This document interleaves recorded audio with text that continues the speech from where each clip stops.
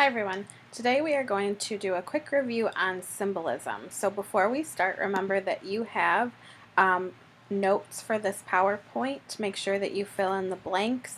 There are some questions at the end for you to answer individually. And don't forget the symbolism chart for the Gift of the Magi. Be prepared to talk about this tomorrow.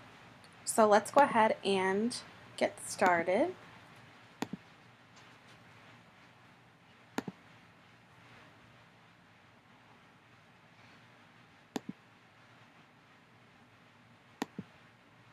So a symbol can be a person, a place, or an object that stands for something beyond itself.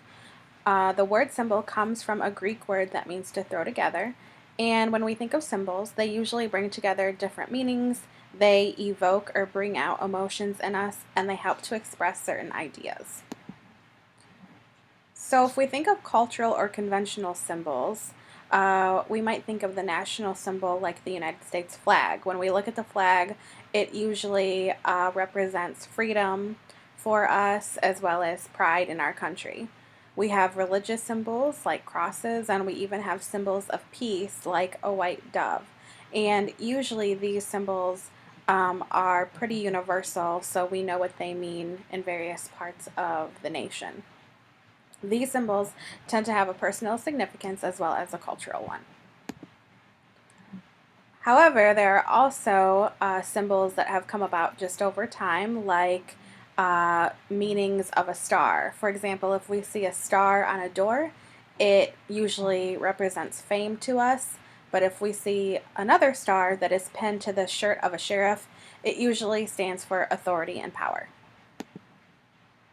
So I want you to take a minute, and on your notes, I want you to think of what these symbols might stand for. We have a red rose, a Rolls Royce, a lion, a fork in the road, and the letter X. So I want you to write down what you think each of these symbols mean, and then I want you to tell me if you can think of at least two other symbols that we haven't discussed in this PowerPoint. Next, we're going to talk about literary symbols, and literary symbols are symbols that take their meaning from what is written in the story. So for example, the necklace might symbolize something specific in the story of the necklace. Think about what you believe the necklace might symbolize so that we can talk about that tomorrow. Same thing with the story of Cinderella. What might that glass slipper symbolize for Cinderella and for us as we watch that movie? All right, that was our quick little review on symbolism. Make sure to complete your symbolism worksheet and submit to Schoology before class tomorrow. Have a great day.